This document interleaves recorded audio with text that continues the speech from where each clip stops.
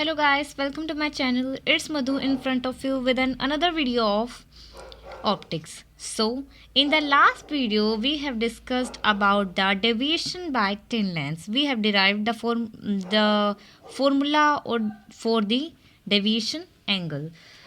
यानी कि हमने लास्ट वीडियो में पतले लेंस द्वारा विचलन पढ़ा था और उसके अंदर हमने डेल की वैल्यू फाइंड आउट की थी कि भाई डेविएशन एंगल की वैल्यू क्या होती है।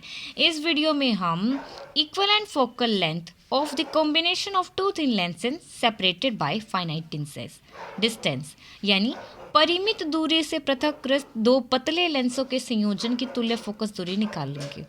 अब ये टॉपिक का नाम इतना बड़ा है तो इसका मीनिंग क्या होगा? इसका मीनिंग ये है कि दो लेंस होंगे, दोनों एक साथ मतलब एकदम सटा के नहीं रखे हमने, थोड़ी डिस्टेंस पे रखे हैं और उन दोनों की जो फोकल लेंथ है उनको मिला के जो कंबाइन करके जो हमारे पास फोकल लेंथ आएगी यानी कि तुल्य फोकस दूरी यानी दोनों को कंबाइन करने के बाद जो आएगी उस फोकल लेंथ को हम निकालने वाले हैं, डिराइव करने वाले हैं। तो सबसे पहले हम डायग्राम देख लेते हैं।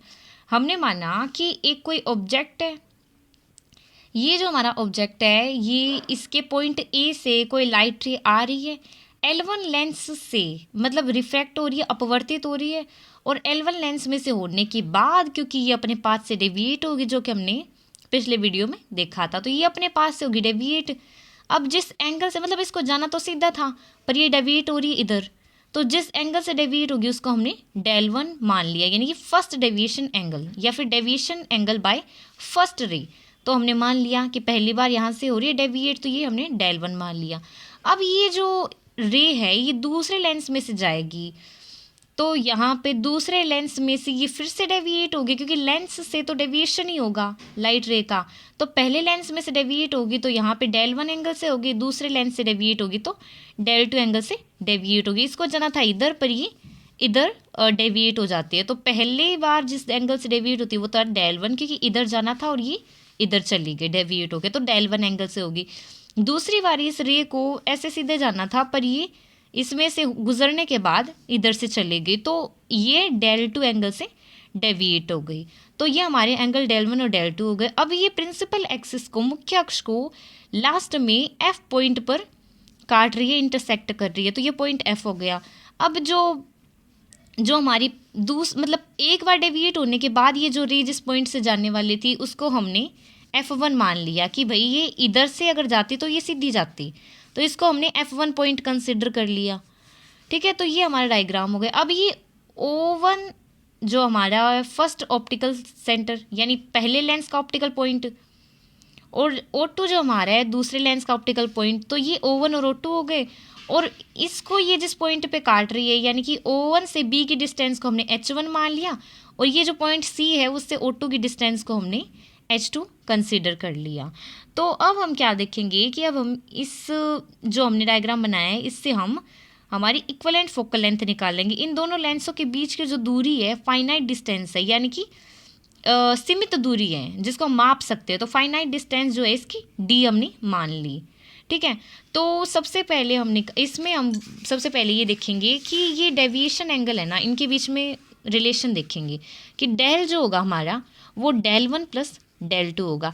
अब हमें डेल की ज़रूरत क्यों पड़ गई फोकल लेंथ के लिए? क्योंकि हमने फॉर्मूला डिराइव किया था कि डेल बराबर होता है H/F। यहाँ पे हमारे पास H भी है और F भी है तो हमें F चाहिए, तो हमारे पास डेल भी है तो हम F यानी कि फोकल लेंथ जो होगी इक्वलेंट फोकल लेंथ वो हम निकाल लेंगे इन दोनों के हेल्प से। तो हम क्या करते हैं, पहले हम मानते हैं कि डेल बराबर del1 प्लस del2 होगा यानी कि पहली रे जितनी डेविएट हुई दूसरी रे जितनी डेविएट हुई इनको मिला दो तो टोटल डेविएशन आ जाएगा, है ना।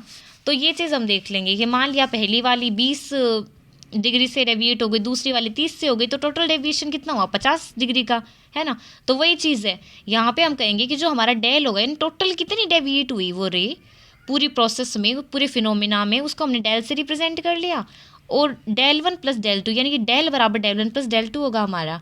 अब हमने देखा था कि पिछले वीडियो में कि डेल बराबर होता है H/F। ठीक है, तो पहले लेंस के लिए अगर हम बात कर रहे हैं तो H की जगह हमारे पास H1 होगा यानी कि del1 अगर हम निकाल लेंगे पहले लेंस के लिए तो H बराबर H1 था और F बराबर F1 था।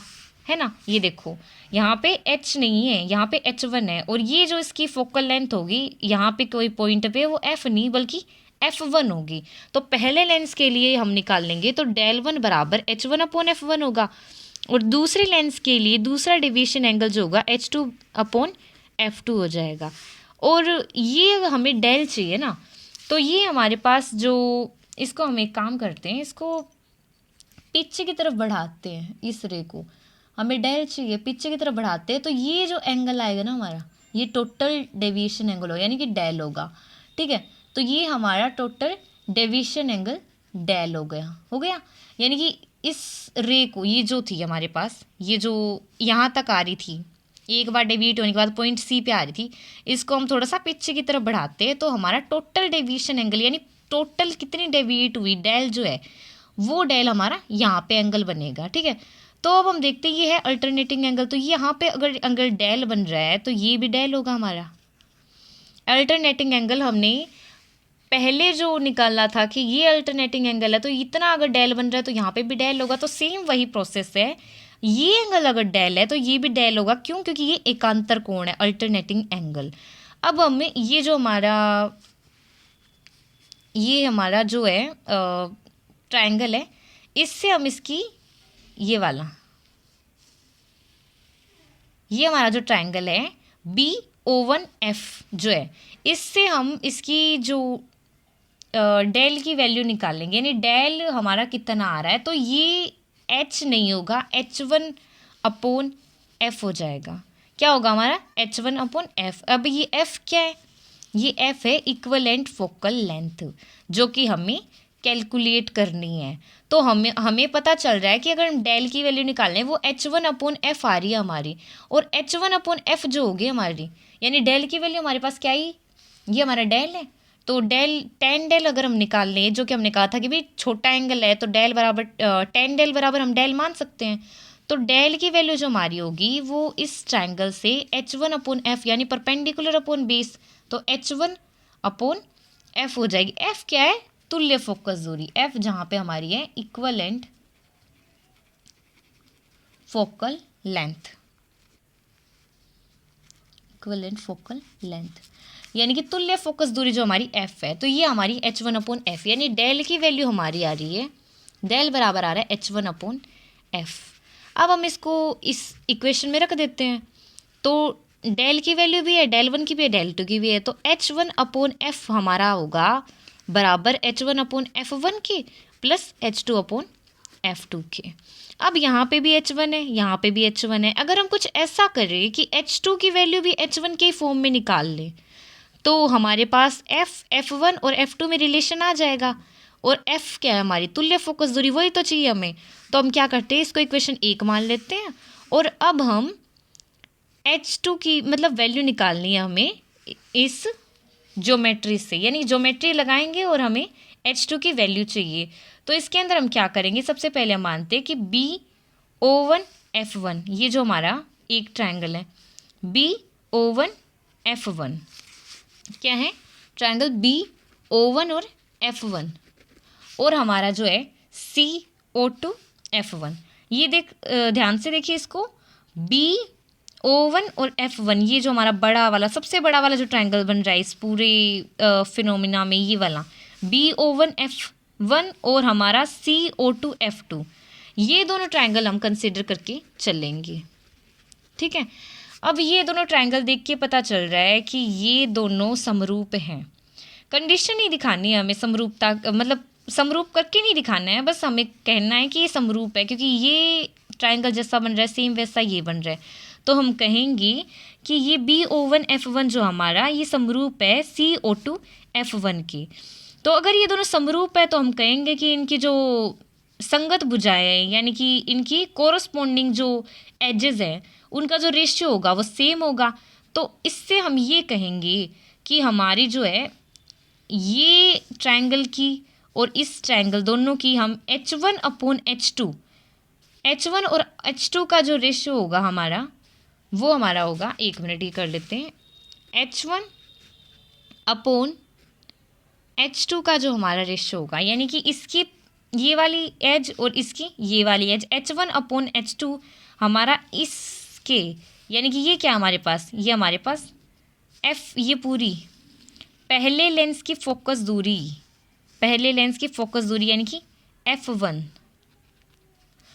और ये हमारी डिस्टेंस, मतलब अगर हमें ये डिस्टेंस चाहिए ना, तो हमने कहा कि इसका रेशो और इसका दोनों का रेशो जो होगा इन ट्रायंगल में, ये वाली एज का रेशो जो होगा H1/H2 वो O1 F1 और O2 F1 के मतलब रेशो के बराबर होगा।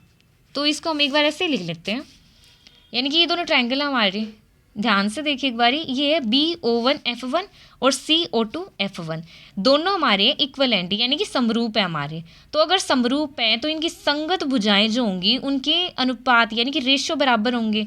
तो हम कहेंगे BO1/CO2 यानी कि BO1/CO2 बराबर हो जाएगा हमारे O1 F1/O2 F1, है ना। तो O1 F1/O2 F1 की बराबर हो जाएगा।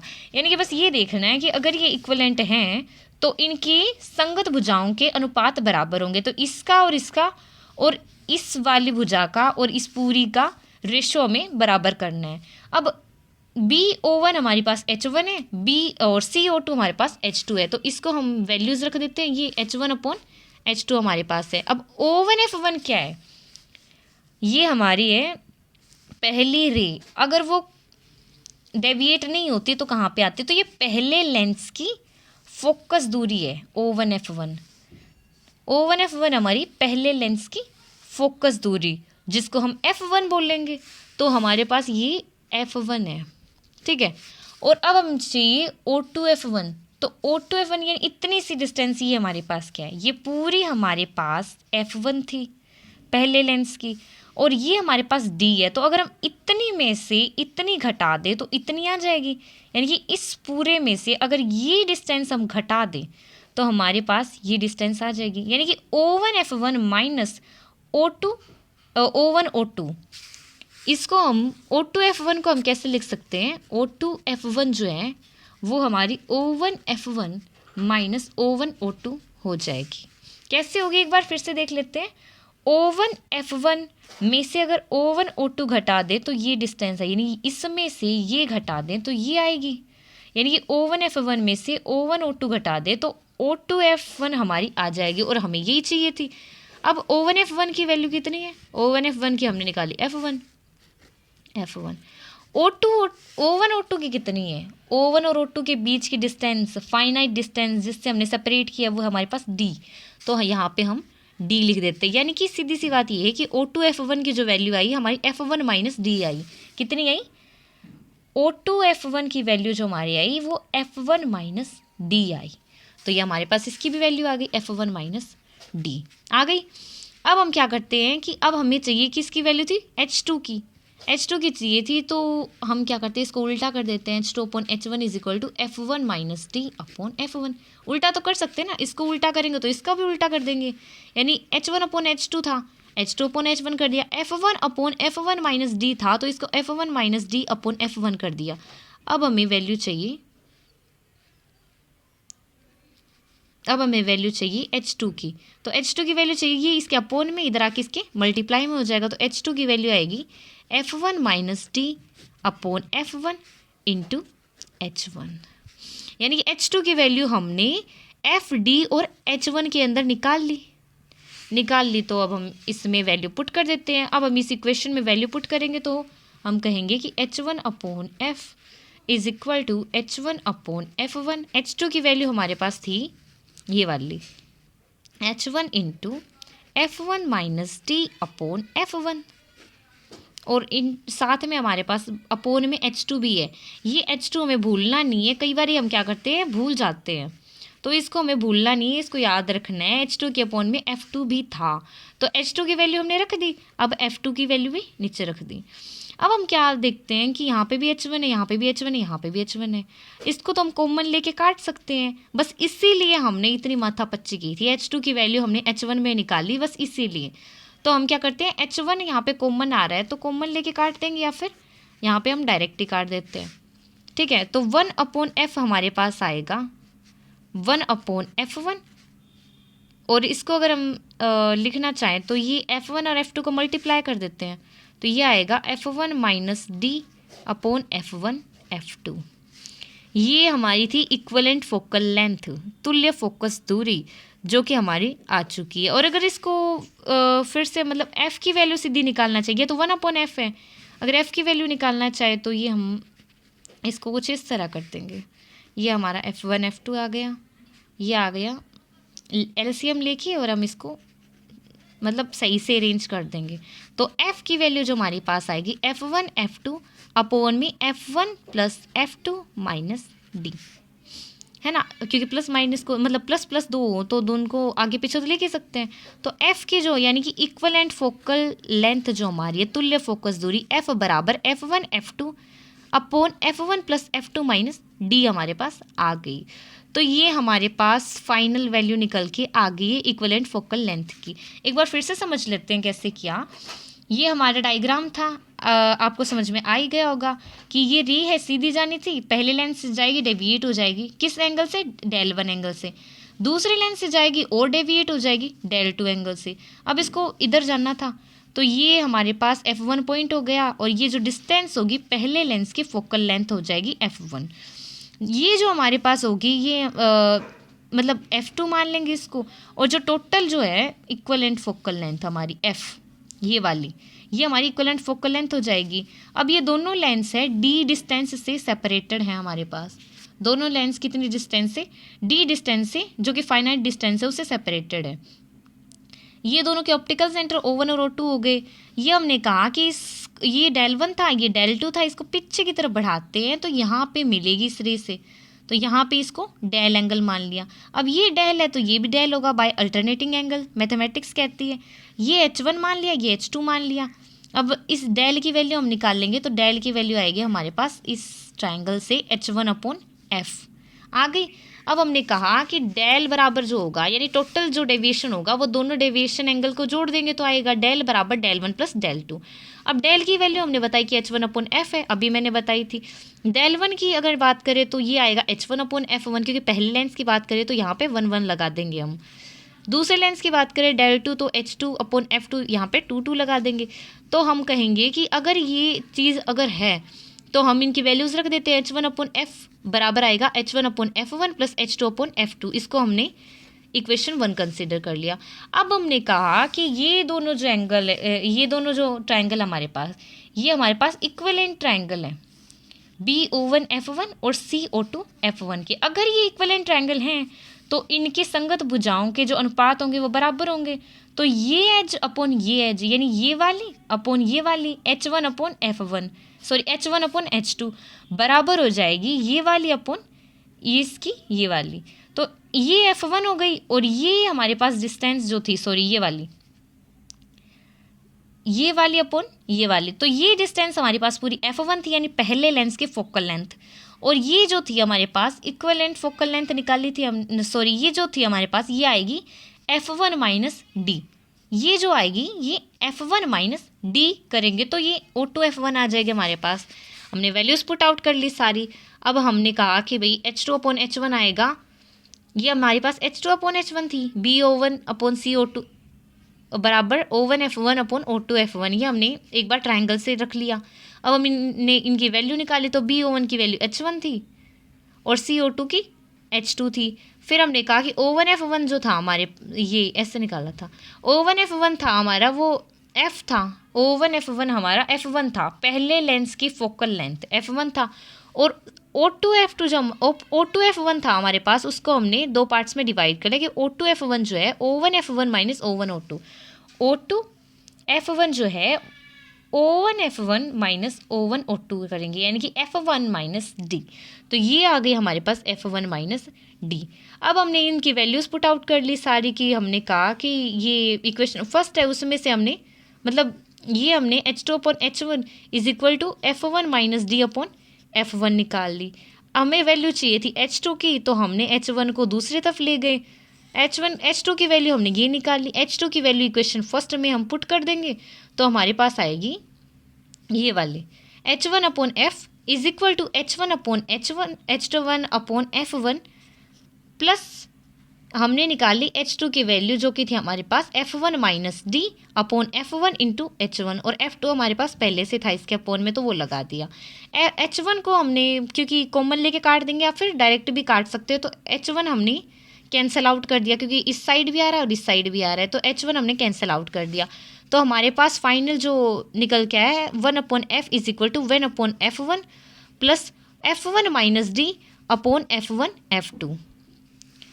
फिर हम इसको और सोल्व आउट करते हैं तो f की value F1 F2 upon F1 plus F2 minus D निकल के आएगी। यहाँ पे F1 क्या है, पहले लेंस की फोकस दूरी, F2 क्या है, दूसरे लेंस की फोकस दूरी, D क्या है, दोनों के बीच की डिस्टेंस, फाइनाइट डिस्टेंस, और F क्या है, equivalent focal length.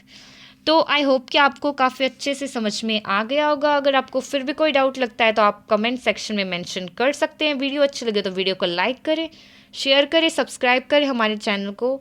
Thanks for watching.